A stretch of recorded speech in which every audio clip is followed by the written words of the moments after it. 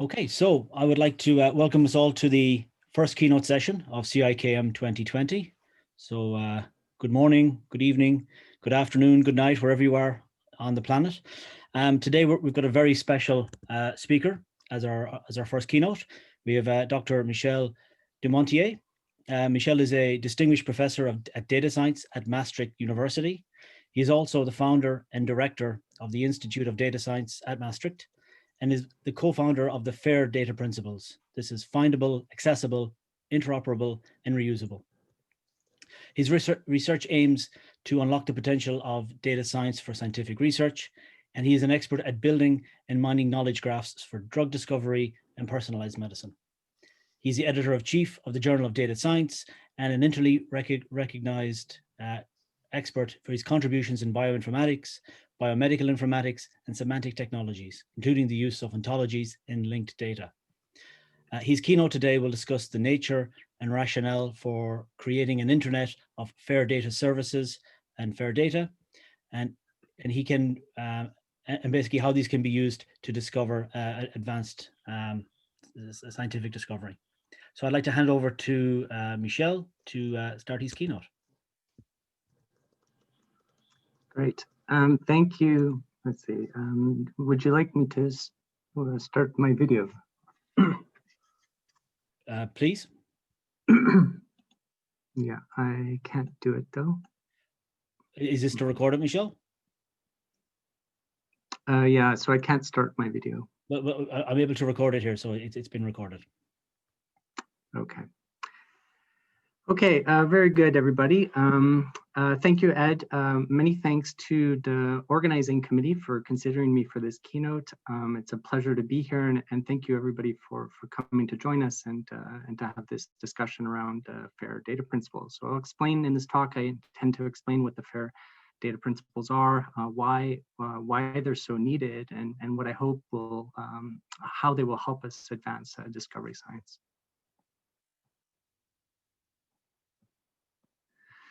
So as all of you know, each and every day there's even more data being generated. And so for us as computer scientists, as data scientists, it presents an interesting opportunity, right? It creates an opportunity for us to develop new methods, to apply these methods in a variety of different disciplines, and I think to create wider impact in society. So let me explain or let me present one of those kinds of studies that people are doing, at least in the biomedical field, just to illustrate the use of other people's data in research.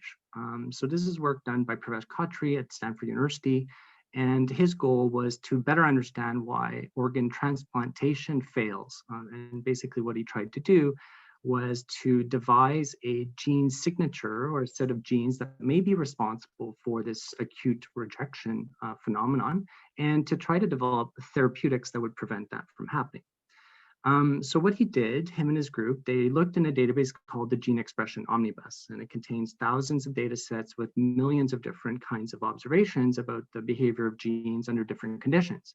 And what people want to do is they want to see how these genes are upregulated, that is, they become active under certain circumstances, or where they become downregulated and they're not very important, or they don't really play an important role in that process. So what they did was basically find data sets that were related to transplant rejection from a variety of independent studies that were already published, and specifically dealing with heart transplant rejection, kidney, liver, lung, and to identify those genes that seemed to be important in transplant rejection by looking at it from a meta-analysis. So that is to say, if you look at any one gene in any one of these studies, then you get a wide behavior for them, right? So we don't exactly know what impact they have. We have a general idea, but when we start to combine them together, we get a much more confident determination of what the role of these genes are. And so what they were able to do is then identify a set of 11 genes that appear to be overexpressed, or that is they're upregulated in their activity, and that's in the panel to the right, and that seem to be correlated with this rejection phenomenon. What they did then is they took existing drugs that were already on the market that were known to interact with some of these players and to see whether or not they could prevent the rejection from occurring. And that's what they did. They tried it out first on mice, and they found that they could extend the survival of these transplants or these grafts.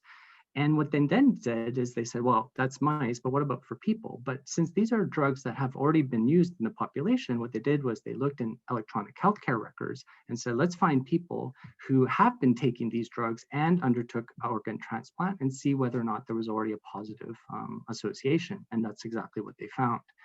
So what's interesting about this is that for Pravesh's group, the data that they needed to understand or to generate a biological mechanism was already available. And so was the validation, which is what would happen if you tried this in people. The problem, however, is that, I think this is a very nice study, of course, but if you ask the team and you ask many other researchers, the biggest problem about all of this work is that it takes a lot of effort to find those data sets that you want to use in your study, to make sense of them or to understand the fields and their distributions, and to actually use them or repurpose them. And so, it's not only Pravesh, but many people. So in a survey done by Crowdflower, formerly known as Figure 8, they asked data scientists in their company. And so most of them spend about 80% of the time trying to find those data sets and to clean them before they actually use them. So you can imagine this is a huge productivity loss. And it's really a problem that we should be looking at. But that's just at the front of it. It's a productivity issue. But what I want to argue is actually it has deeper impacts than that. Our inability to access data and to really understand how it was produced and what the limitations are have more profound impacts. And so what people have been trying to do is to reproduce studies that have been published over the years and try to find those results once again. And so there are a number of different initiatives in psychology. For instance, there are a set of 100 landmark papers that people tried to reproduce, and they can only do so in 39% of the cases, in 21% in pharmacological studies, and in 11% in cancer research studies.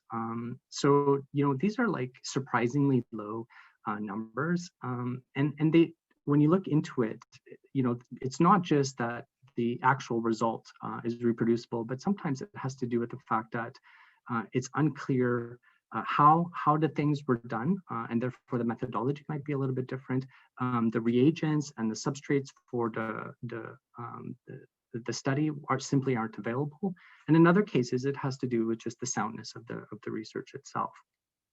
In machine learning, and I think that's pertinent to this community and in computer science in general, is that when people start looking at papers that are published that involve machine learning, they find a number of problems that make it very, very difficult to reproduce these kinds of research.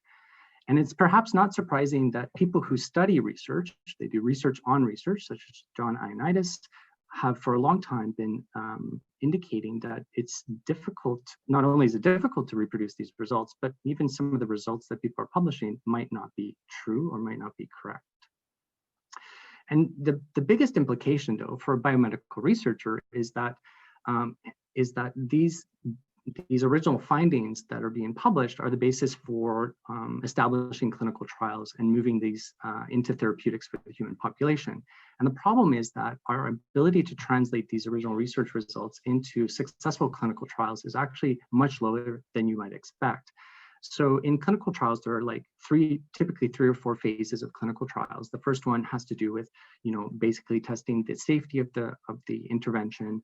And phase 2 and phase 3 are looking at small and then slightly larger populations that are in the intended recipients of the therapeutic or the intervention, and to assess the outcomes. So you can see here from the chart that phase 1, so about 60% of phase 1 trials are successful, about 35% of phase 2 trials, and about 65% again for phase 3 trials.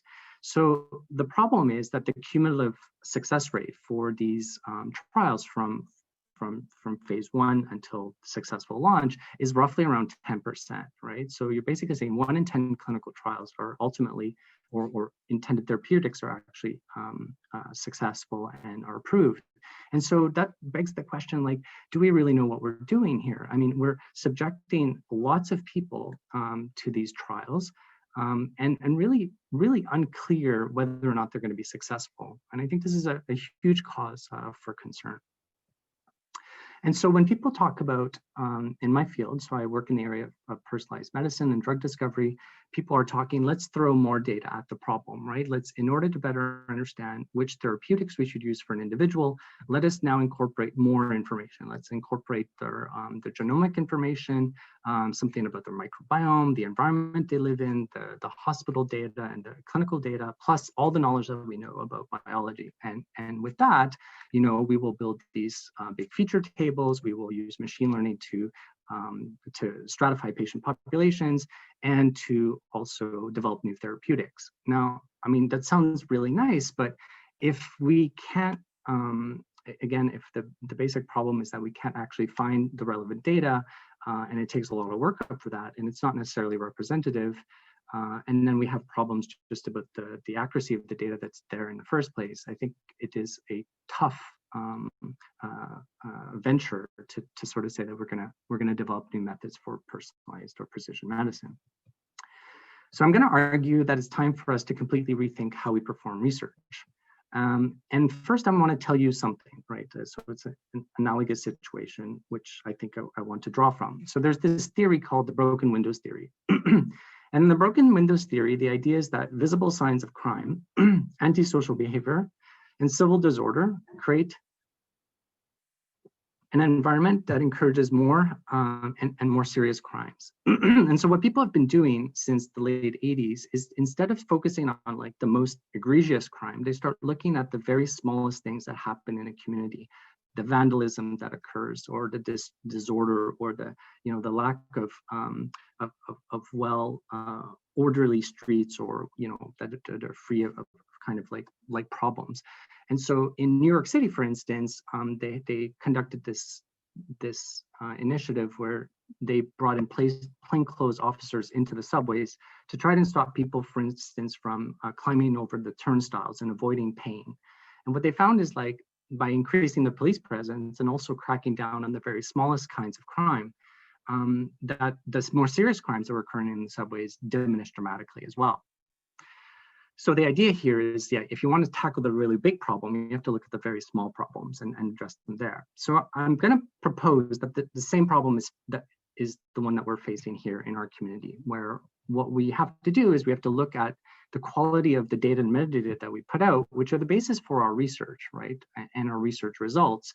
And what we have to do is to make sure that these are of the highest quality in order for us to be able to reproduce these kinds of results, and ultimately to overcome this translational failure that we're facing, certainly in clinical trials, but arguably in other fields and applications.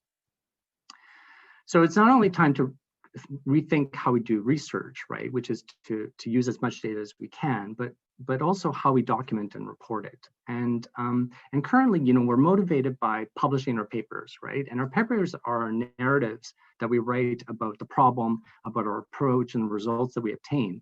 But ultimately, for many people, many communities, the data are supplementary. They're kind of like the sideshow, right? You sort of put them away and you sort of say, well, there they are. And often we see, tables of data that are PDFs, right? They're completely not reusable. They're intended for human consumption.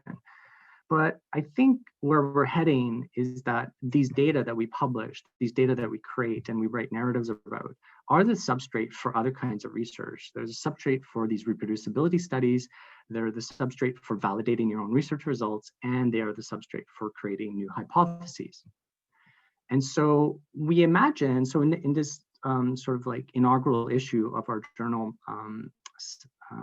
Data Science, Tobias Kuhn and I put forward this idea of genuine semantic publishing. What if when we write an article, we actually are writing, not only our narrative, but actually we include our methods in some computational accessible format, but also the assertions, the data that we are using. And that our articles become databases that we can use in our research and to answer generally questions and to do other kinds of interesting things. And so in this framework, the idea is that individual articles are themselves databases. We publish them as what we call nano publications, which are a series of assertions that you might have, that you might make, along with the provenance of where those assertions came from and something about the digital artifact itself, the digital object. And all of this can be signed by the person creating it and made available in a distributed network in a redundant fashion. All right, so this allows it to be more reliably obtained in the future, even when you decide you no longer want to host it. So it's clear that, not only do we have to, develop new technology and technological infrastructure for this, but we also have to have a new social contract. We have to have an agreement amongst communities that we need to do something differently than we have in the past. And now we have to work together to share data in a manner that is transparent and is quite detailed as to how they were obtained. We want to do this in a responsible manner, which means, especially for us as biomedical researchers, where we work, for instance, with patient data, we have to abide to certain legal obligations, and we have to make sure that these data are available that conform in a manner appropriate for the law. It's clear also that given the vast amount of information, we also have to make sure that the machines themselves have the ability to access this information and make sense of it pretty much on their own. That if we always need a human in the loop to understand the basics about the data and how they were generated, then I think this is going to be some serious limitation, which is a current limitation of the work that we are doing. So this is the idea behind FAIR. So FAIR stands for Findable, Accessible, Interoperable, and Reusable. And it is an international bottom-up paradigm for the discovery and reuse of digital content for the machines that people use. And so this is the focus now. It's much more about how do we make content machine accessible and empower individuals to make use of that content. So the FAIR guiding principles were published in 2016 and since then have received an enormous amount of support that has been endorsed by the G20 and the G7. Is very important as part of the European Open Science Cloud and also in the European Commission. You may have seen through the Horizon 2020 programs and research data management plans. And so, it's important that this has been picked up, and what the FAIR principles are basically, so in this box over here is what the principles are about. So you have the findable, accessible, interoperable, reusable, and there are 15 sort of principles that we look at.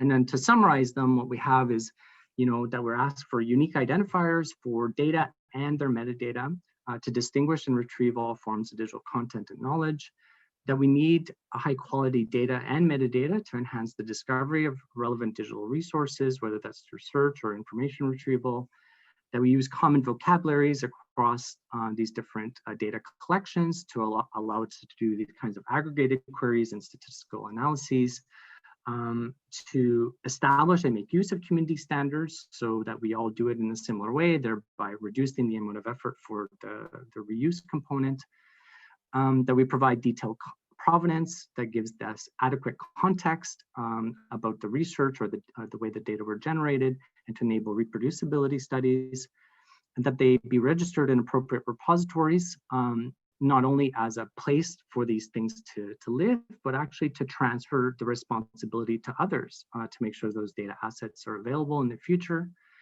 that we have simpler terms of use to clarify the expectations that we have of others as to how they should use those data, and also to intensify innovation in the commercial sector, and ultimately to provide new social and technological commitments to make data ready for intelligent applications. So the idea behind FAIR, right, like some of these things that I talked about, having identifiers, having, maybe metadata, using vocabularies, none of this is particularly new, right? Like people have been working on these problems for decades, and providing insight as to how to represent this kind of knowledge and to make them available through, whether it's internet-based systems or otherwise. But what is different, and you can see this from a comment here where This is from a community from the Earth, Space, and Environmental Sciences, sort of saying, FAIR is here. What are we going to do about it? And you can see it, right? The idea is not new, but aligning this broad community around common data guidelines is a radical step. And so it seems like this is finally the right time for us to talk about making data available to others and trying to reduce the barrier to access this kind of content. And so that's, of course, compelling when communities sort of look at it and say, we think this is good for us. But arguably also people have looked at the sort of societal impact of not making data fair. So this is a report from PricewaterhouseCoopers in 2018, commissioned by the European Commission. And what they looked at was, from the time spent, the duplication of research and the missing opportunities cost the European economy about 10 billion euros per year. So there's a strong motivation also, I think, for governments and funding agencies to provide support for making data and services fair. So why should you do it, right? Well, I argue that, and this is maybe you don't suffer this problem as much as I do, but I have piles of folders on my computer from studies that have been completed or half completed, or just ideas that didn't really get off the ground.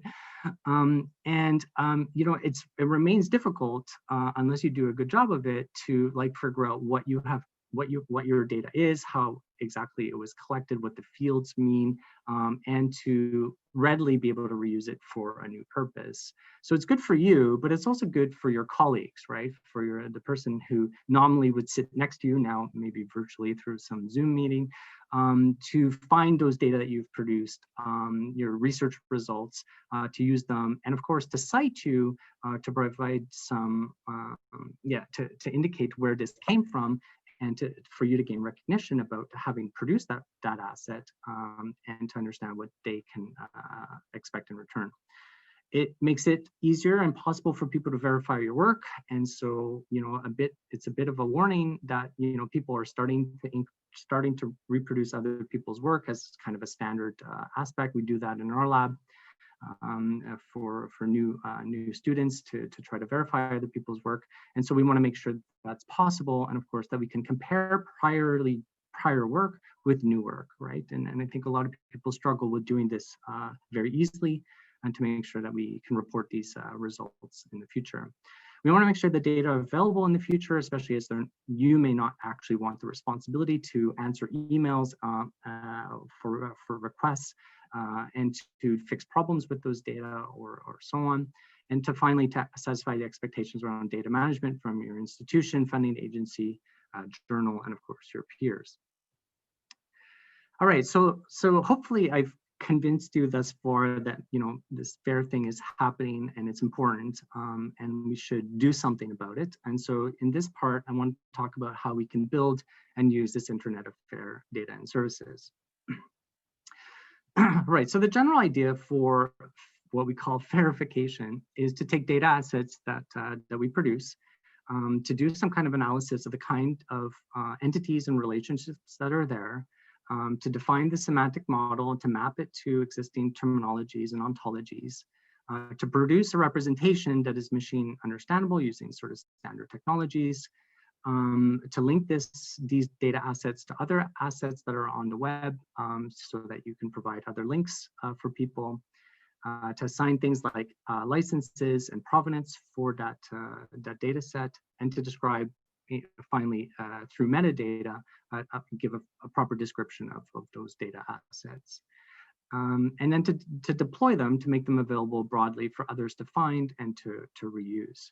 So there are a number of different, so GoFair is an organization called Global Open Fair, and it is trying to encourage grassroots development of fair practices and guidelines and tools and technologies for different communities and different kinds of applications. More recently, in the last few years, people have been looking more broadly than just, say, fair data, but looking at other kinds of digital resources that we create, whether they're computational workflows, whether they're software that we create, whether they're training materials, and trying to be more specific about the FAIR principles. So which exact identifier systems should we use? What data infrastructures should we use? Which standards and which terminologies should we use? So communities are now having those kinds of discussions. And I think it's really important that you know about this and that you also interact with your community to find out what are the standards and the representations and where are the repositories and what kinds of licenses should we be using in our community for the content that we put out there. One of the work that we have done, in addition to sort of like developing the FAIR principles, is also to be able to evaluate whether or not digital resources such as data products, data resources are fair. And so what we have done is we've built an automated assessment tool, which I think there's like 21 or so metrics that we have developed that will look at various attributes of the data resource on the web. And for each of them, it will test that, whether or not it meets satisfies the metric, and then give you sort of a pass-fail. And so for a digital resource on the web, for instance, here I'm actually assessing the FAIR evaluation service. And you can see that there are lots of green lights that says, okay, we passed that test, but there are also red lights. So I mean, even in our own infrastructure, we have quite a bit more work to do to bring it to this expectation that we satisfy all of these, let's say, these criteria that we commonly expect of digital resources. So it's a good way to sort of say, where do we stand? And as a community, you know, what should we do next? This infrastructure, this FAIR assessment infrastructure, uses a couple different technologies. So one of them is that the technology itself is built as a set of web services. These web services are described using an extension of the OpenAPI documentation, so API documentation project called the Smart API, and that's where we add some semantics to the OpenAPI descriptions. And that way, in the Smart API repository, you can query this repository, retrieve APIs that meet a certain criteria or to answer a query that you have about them. And then we invoke those APIs to do this assessment on our resource of interest. We leverage another resource called Fair Sharing, and it's a repository of standards, of databases, and of policies of journals and funders in order to find, let's say, relevant databases, relevant standards, and so on. So the expectation in the long term is that if you have a data resource that is in a particular format, what we want to do is be able to query Fair Sharing to find out what is this format. And secondly, how do we verify or validate this data format or this metadata format? So this is a bit of the work that we're doing now, is trying to push beyond sort of saying, hey, I have fair data, and trying to do the verification of those assertions. Now, the linked data, the semantic web community has been doing, let's say, fair data for a long time. They have been publishing standards for how to create knowledge on the web, how to share and link data on the web, how to query them. And it's interesting, right, as a publication framework, of course, because there's no central control of the publication of content. It's all very independent, but of course that independence that it produces also means that we have quite a bit of diversity or heterogeneity in the web of data. So we still need people to get together and talk to each other and discuss about the standards for both the metadata, the representation of those metadata, as well as the data assertions themselves in the data graphs. In the linked open data cloud, so what you see here is a picture where each of the circles is a data set, and then there are lines between the circles that show connections between them.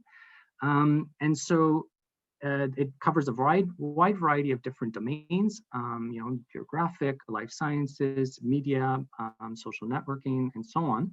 And the bottom right part is that of the biomedicine. So it contains ontologies and linked data from projects that we do. Now, one of the one of the ways that you can find out more about this, right, is to go to this linked Open Data Cloud website, and they have also the ability to search data sets. And so again, it's a kind of keyword search. You can use keywords to find that. And so obviously the search results will depend on how well the metadata were constructed, right? I mean, do they actually have the keywords that you're also using for your search? Here you can see, for instance, if you do a search and you're looking for Wikidata, then this is the kind of metadata that are available in that repository. They have just a general description, the title, some contacts, the website, a license associated, and places to download or access the data. When you look more closely, they do produce sort of structured metadata. And so this is an example here. Where we have the data in RDF format, and it's structured, so it's machine understandable, machine readable. It's a standard sort of format, and has all the features that you saw on the HTML page, but now in this RDF format. If we look at it from the FAIR perspective, we see the kinds of things that we would hope we'd see. We see sort of the resource identifier, the metadata identifier, that it's in the standardized machine readable format. It uses community vocabularies, here the Dublin core terminology, the void terminology, the friend of a friend, and DCAT. So these are nice standard terminologies, let's say, in the linked open data community. But what's missing is, like, for instance, the licensing information, which was on the web page, but is not in the structured representation. And also there's a lack of the description of the provenance. Where does this resource come from? How is it created, and who maintains it? And these kinds of things are not necessarily there. So for that reason, communities need to come together and sort of say, well, how should we do metadata? What would we expect our community to provide as part of their metadata? So there we work through the W3C.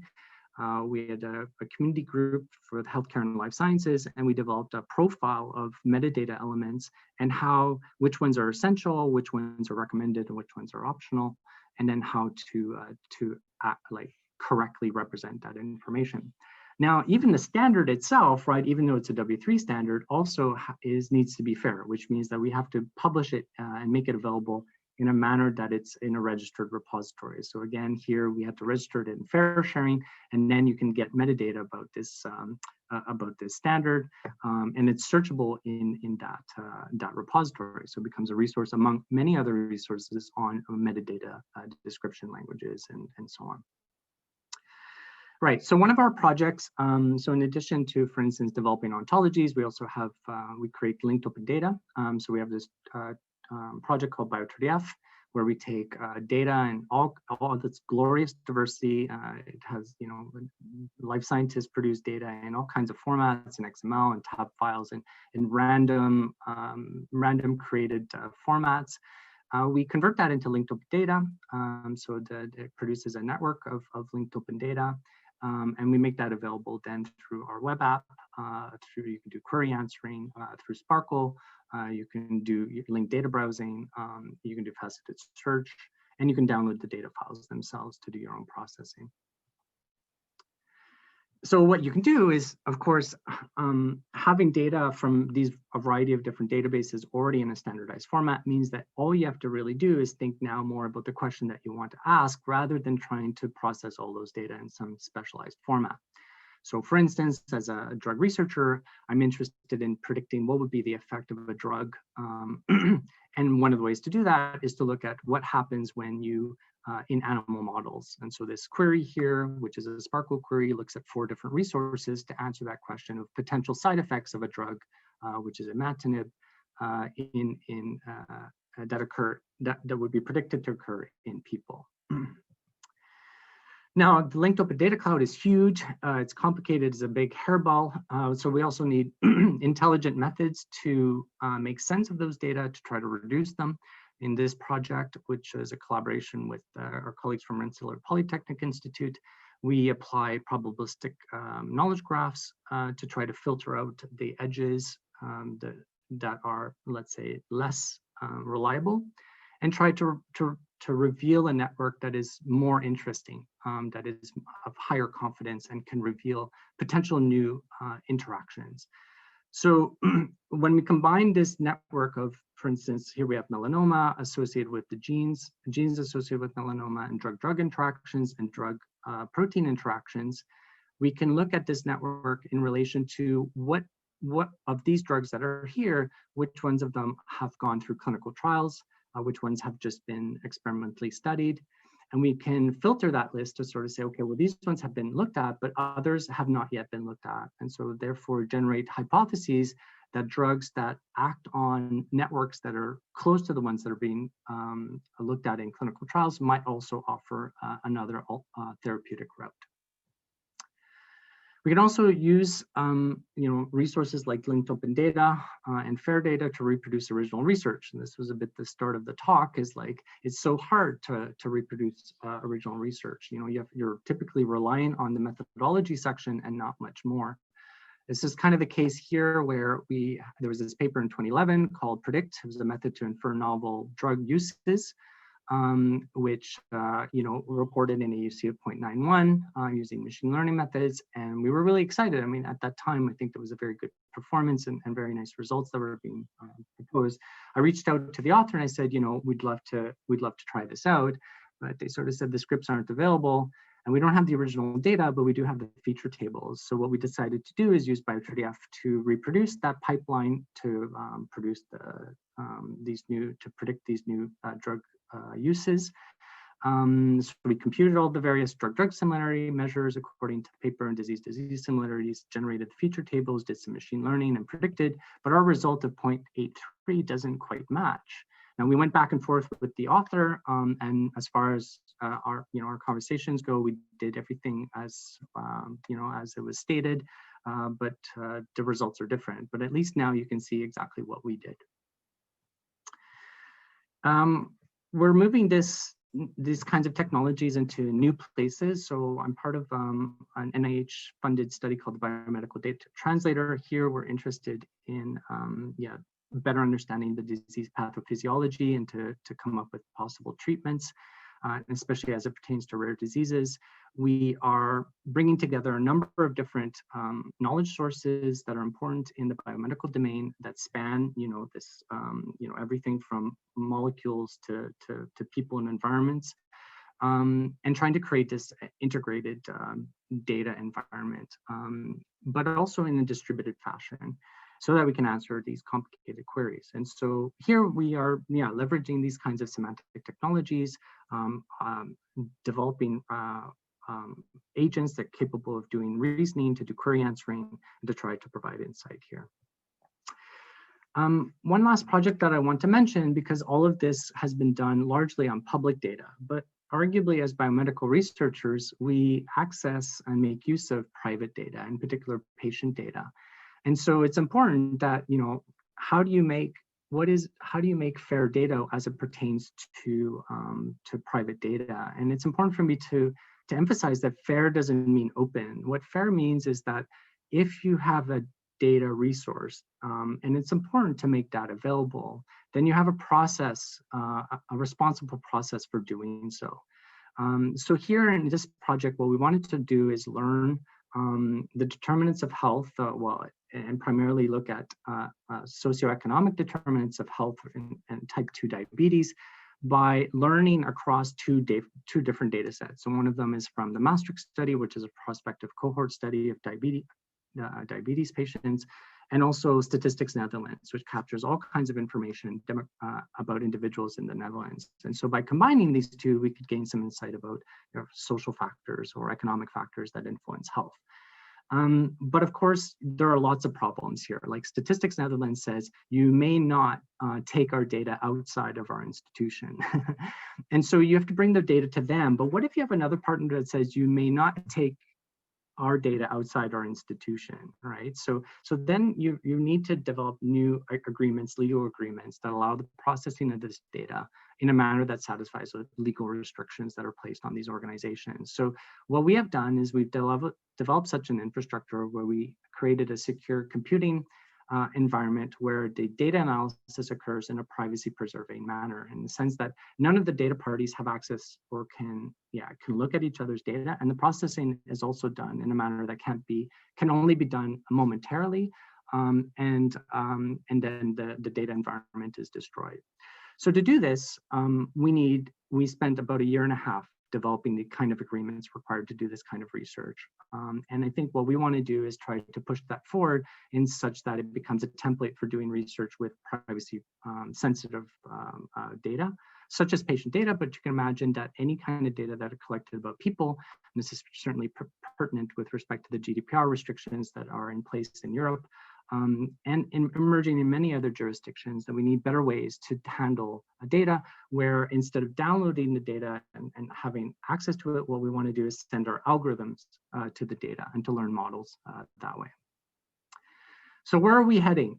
So where we're heading, or what I hope we're heading, is that not only are these public data being produced in linked open data clouds, and we encourage you to publish and to structure your content in a manner that augments this linked open data cloud, but we also see that people want to, they have their own data and they want control over those data, but they're happy to provide access to them for processing. So how do we bring those data, right, that are available both public and private, into the discovery pipeline in a manner, again, that respects that is responsible and respects any kind of intellectual property or privacy issues that might be there.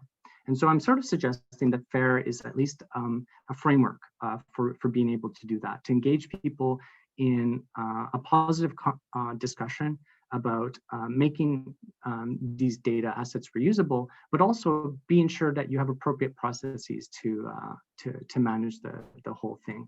And what we ultimately want to do is to be able to do research on these collections of data with a lot less effort and apply them to a variety of different disciplines. Okay, so in summary, right, I hope I've convinced you that FAIR is FAIR is an emerging and important initiative that if it hasn't already affected you, it probably will in the next few years. And it is a global initiative, really. It's not just European, but it's across jurisdictions all across the world to enhance the discovery and reuse of all kinds of digital assets. It's a work in progress. And what that means is it needs you to participate. It needs you to be engaged in what constitutes FAIR for the kinds of research products that you plan to create, to engage in communities, whether it's machine learning or data mining communities, and to ask, how do we make these resources available to others? And what are the restrictions that we want to place on those things? So it requires us to work together, to think about these things, to look at the legal aspects as well as the ethics of data sharing, and to produce infrastructure that facilitates this kind of work. So one thing that you can ask is, how does your research group or your community make their data and findings fair? And so many of the thousands of papers that cite the FAIR paper are about research communities sort of articulating what this means to them. What support does your organization provide you in making data fair? Are there data stewards? Are there training courses, and so on? Are you making use of all the data and findings that you could, or and trying to eliminate the bias of your research? Try to use as much of other related research that you can, and arguably also understand what the basis is for responsible data science and, of course, ethical AI. So finally, I hope in this talk, you sort of saw semantics coupled with, AI technologies such as machine learning, and information retrieval may enable humans, right, us, that are helped by intelligent agents to exploit this emerging Internet of Fair Data and Services, and hence to accelerate discovery in biomedicine, certainly, but in many other disciplines that you might be working in. So lots of people, I've been to 3 different institutions, and lots of people have informed the work that I have discussed here. And of course, many colleagues that were in the original FAIR Guiding Principles paper, but now has blossomed. And there are many organizations well beyond the ones I'm involved in that are involved in developing FAIR solutions and promoting them.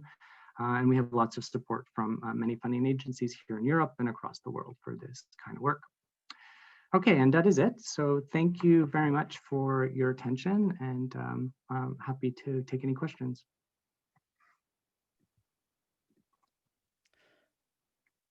That's great, Michel. Thank you very much. So what I can do is we can ask the attendees if they'd like to ask a question to use the question and answer facility. So we have 2 questions in here already. See if you can look at the first one. So the first one is it possible to adapt the FAIR automated evaluation to auto-evaluate the papers? Okay, so that's an interesting question. What I have seen, I've certainly seen it in the statistics community. In the statistics community, they have a method to analyze the reporting of statistics and to verify that they are correct.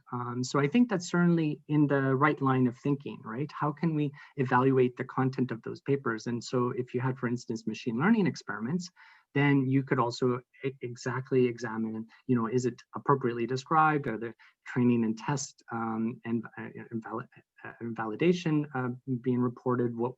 Which parts of the data were being used for that? What metrics were reported in them?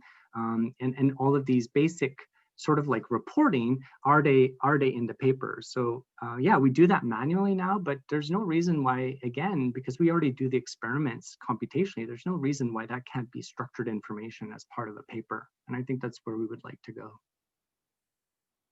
Okay, great. The next question then is from Lara. So this is a two-part question, so I'll ask you the first part first. So research hypotheses are different from domain to domain.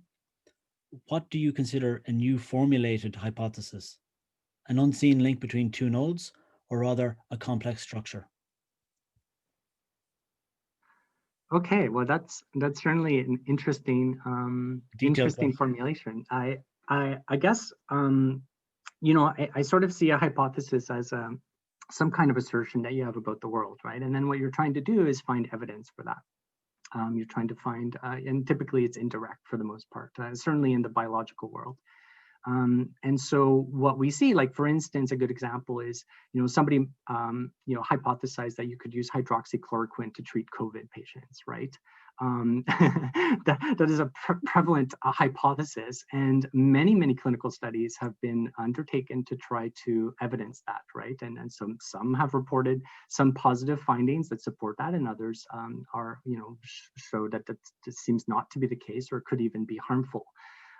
So what we want to do is to say, well, here's the general idea, and then here's the experiments that support or potentially dispute those findings. And that is a bit different than what we currently have, like in our linked open data graph, especially that is generated from papers.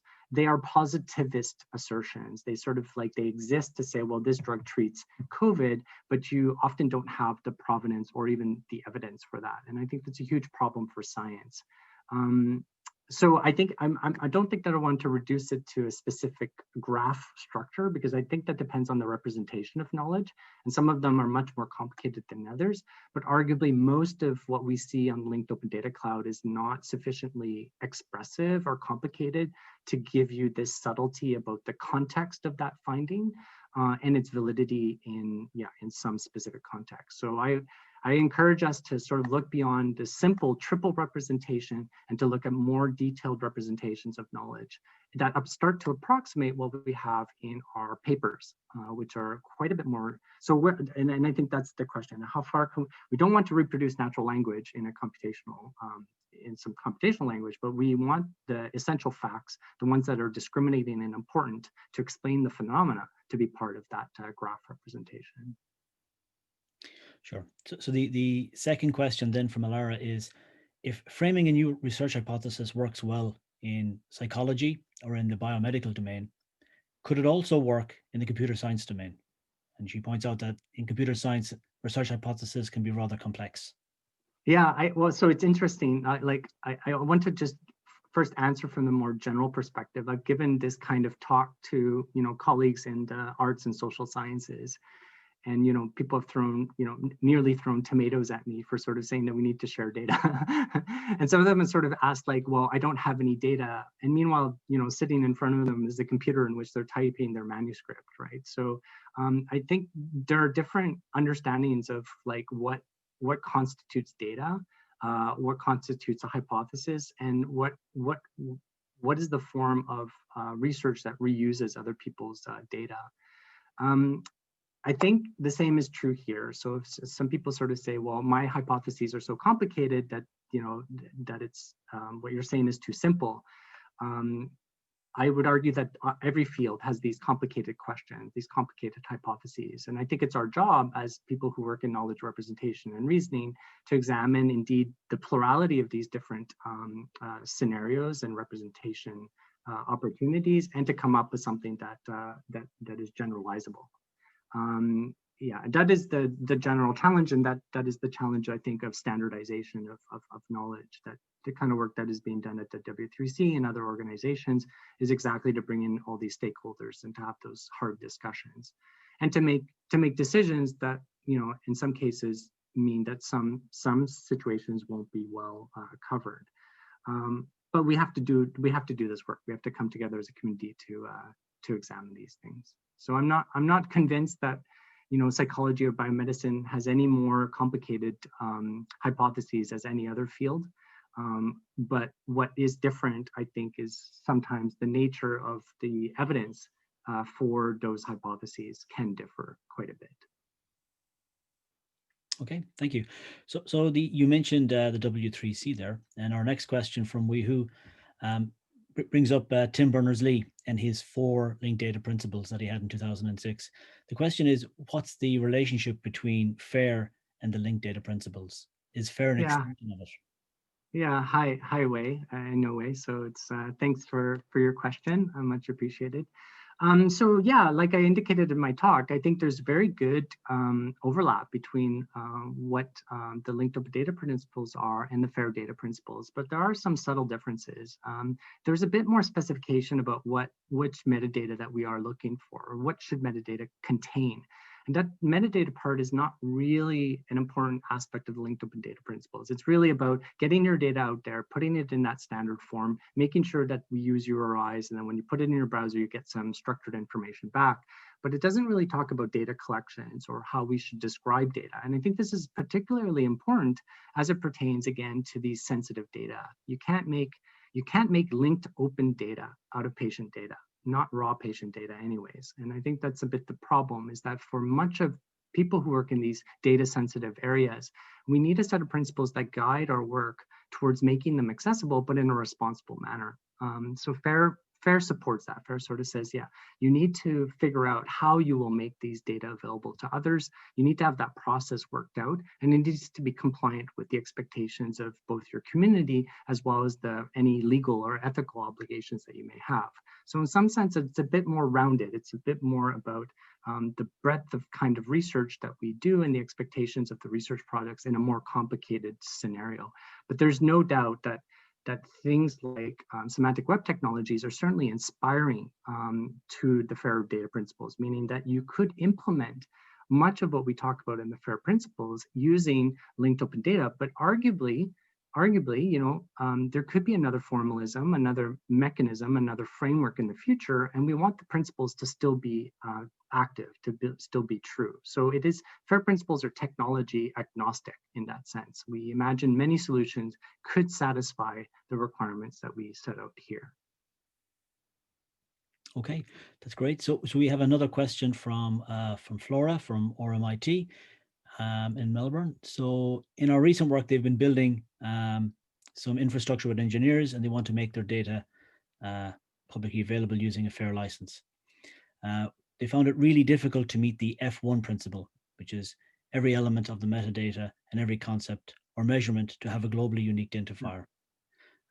This is challenging for a large-scale multidimensional time series work, for example, working with room sensors or Wi-Fi signals. She wants to know, has there been consideration on making more flexible definitions of FAIR for big streaming data?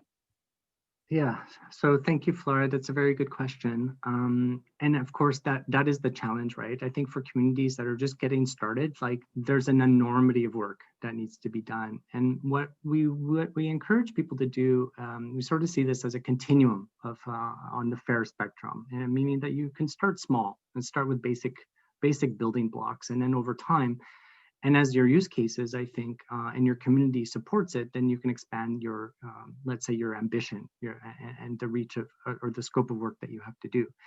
So, you know, in biomedicine, for instance, we've been working with ontologies and vocabularies for, you know, past 30, 40 years. So we have a lot of the things that we need to describe all the things in our domain. And there are right now in a repository called BioPortal, I think there are 800 ontologies with over 1 million terms. So, we're more mature in that sense, but for others that might just be getting started, there's a lot of work ahead. And I think you have to prioritize based on, what you're able to do, what you're funded to do, and what your community really wants to target first. So start small, right? Be realistic, and then do multiple phases with different benefits that come from that work. So if it takes more effort to do, a certain kind of sensor, then maybe you can have still more broader terms. But arguably, lots of people are working in the space, and maybe what you need to do is organize a workshop and try to get people in your community to come together and say, well, here are the vocabularies, here's what we have, here's what's missing, who wants to work on it, and try to get some funding and try to get some interest and systematically go after it over the next few years. Okay, great. So if there's any more questions, I can ask the audience to again use the Q&A panel. I see one in the chat here. It says, do you think some work on creating open research knowledge graphs like orkg.org helps with FAIR? Yeah, of course. I mean, I think, the two, again, like there are two main things that we need. One are, we need repositories for, data sets and digital resources, whether those are web services, training materials, software, those repositories that we can index metadata descriptions are key. And those are the first things. And then the second is actually the data themselves. Are the data represented indeed in some kind of formalism that we can do query answering on it, that we can filter content effectively, that we can learn, the provenance or the evidence for the edges or the assertions that are in there. And so if, I think developing, other kinds of resources like this, the ORKG, could be very useful for people, especially that want to do research about researchers or to look at communities of researchers and that sort of thing, to do social science research. So of course, these are, I think, part of the FAIR, the ideas behind FAIR. For every kind of data asset that they become accessible, that there are standard APIs, that they are using common terminologies and vocabularies, and that researchers have the ability to explore their own hypotheses in those spaces. Okay, thank you. So I have one or two questions from myself as well. So you mentioned when you were answering Flora's question that the community should maybe look at starting small and trying to incrementally work towards these FAIR principles. In your own experience, do you find that certain principles are maybe easier to implement or are more popular with the existing implementations that you have? Is there like a quick win kind of strategy to say, look at these principles first and then these are more aspirational? Yeah, that's a really good question, Ed. So in the early work that preceded the automated fairness tool, we did these assessments manually. We had questionnaires and we would engage with the resource owners, such as Figshare and others, to sort of say, yeah, what are you doing? Like, is there anything that you can tell us that you're addressing these concerns, right? Like, do you have an identifier system? Is it a persistent identifier? Do you have metadata? Is it structured metadata? Is it following any standard? So indeed, we would ask them all the questions. And if I remember correctly, what went really well, generally speaking, is the findable principles, the accessible principles. Everything was on the web, so that was relatively straightforward. But the interoperable ones were like poor. I mean, interoperability was just not there, right? People couldn't even identify standards that they weren't using standards at all. They were just making up their own stuff. So interoperability was super low, and that is indeed got to be one of the hardest parts. Interoperability requires, again, this social commitment. It requires communities to come together and make agreements. It's not a technology problem. It's a social problem. And that's how if you look at the FAIR principles, about half of them are technology and half of them are social. So if you take that into consideration, you have to have a social strategy for the uptake of the FAIR principles in your community. You cannot do FAIR alone. It's not possible. So that's maybe what I would suggest. Sure. Another question I have is the verification process that you showed was very much about taking an existing data set and then moving it to be more fair. Have you looked at, or have you any insights into how we can try to create data at sources and being fair by design, or being fair from first creation? Have you any thoughts about how that could happen? Yeah, and that's a really, really good point. I mean, I kind of feel like what we're doing now is sort of band-aidy. We sort of see a data set, we're like, hey, I want to use that data set. And it kind of begs the question, why couldn't that data set been made fair in the first place, right? As part of the creation. And that's, I think, what we hope will happen, that we don't want to spend piles of time and money taking old data sets and making them fair. That's not the point. I think the point for us now is to innovate about how, indeed, the moment that we create a data set, that it is fair at the source at that moment. So, and we should re-examine then the tools that we use to create data. For many researchers in the biomedical domain, they use spreadsheets and that sort of thing. But people have created tools like, for instance, to augment spreadsheets with ontology terms, or to link it to databases, so that they don't make errors in data entry. They have search completion, and that stores actual identifiers in the spreadsheet itself.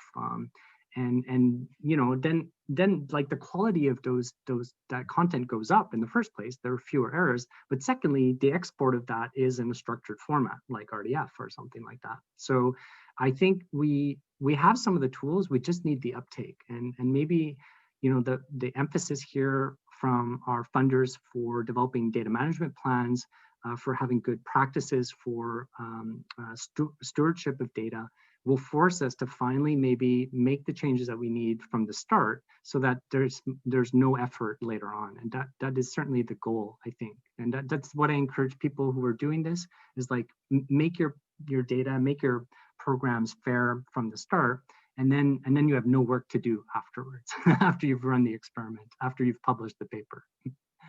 Very good.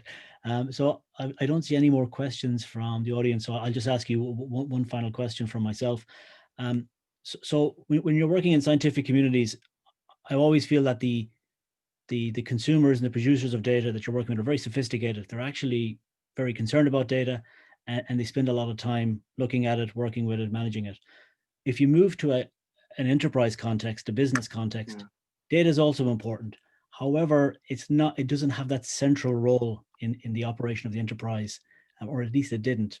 And what we're seeing now is that organizations are recognizing that their data is very important. They can extract value from it, and they can drive their business with it. We're seeing a lot of talk now about master data management, data governance, data stewardship within the enterprises. I wonder, from your own point of view and working with some of the commercial organizations that you've worked with, do you see FAIR as being potentially the basis of like a data governance approach for the enterprise, or even for government as well? Yeah, that's a really good question. Thanks, Ed. So absolutely, in some of the discussions that I've had with many of the bigger companies, I guess, they are all developing their digitalization strategies, right?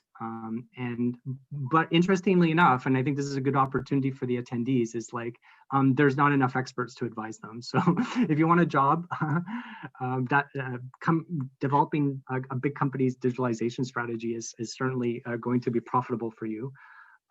But indeed, that in some sense, the fair data principles, and because of how broadly adopted they are and how encouraged they are by so many organizations, is a motivation for companies to also do this. I mean, it's not so much corporate social responsibility, but it's almost like some kind of accreditation. They want to be able to indicate that their organization is modern, and it does this. But I think what they do is they also say, how can we use the data that we have collected, not only to enhance our business process, but also to create new value that is hidden in that. And that is a new concept for many of these companies. And especially, I was sort of talking about how can organizations collaborate with data that they share. So for instance, you've got pharma, and they're all trying to work towards these drugs in similar or competing areas. If they were able to aggregate those data, or to query across these different data assets, they would probably get much better results. But they have a huge legal problem, right? And there are ethical issues around this as well. So I think fair data certainly can play an important role in the strategy of a company for digitalization, and that should be articulated and discussed, because it brings together this concern of both the business, the legal, the ethical, and generally the scientific work that happens in an organization all together at the same table. And that's the important thing that FAIR helps to do. Yeah. Absolutely. Back to that social process. Yeah, Getting the company to absolutely. talk to itself. Okay, we've one very final question then from the audience. They wanted to know, does FAIR help with data completeness, or can I help to ensure data completeness? Yeah, thank you. That's a good question. So, we struggle with that, right? We struggle with data quality measures, completeness being one of them. And there are a variety of platforms that people have developed over the years to help us do those kinds of data assessments. And I'm going to argue that the metadata part of FAIR is sort of begging this question. It's sort of saying, how do we know like what you have? How can you describe your data asset? And I think if completeness is an important criteria for community, and arguably you would like to know this a little bit to some extent, then you also need to provide some evidence that it is complete. So sticking some kind of completeness assessment in your metadata is indeed something that you should try to do if you know how to compute it in the first place or to provide information about it. So I don't know that we're talking about ensuring data completeness. I don't know that that's the goal here. But certainly transparency about the data asset and accuracy of the data asset and what it is that you're providing and descriptors of that, I think is definitely within the purview of FAIR. Okay, that's great. Thank you very, very much, Michel. That was a fantastic presentation, very, very interesting and insightful.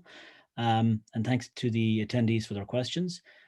So we'll be finishing this session now and we'll have our break. So I would encourage anyone, if they'd like to think about the presentation, it'll be repeated again later today, and Michel will also be available to answer any further questions that we have as well. And with that, I think we can close this session. Thank you all very much. Thank you so much.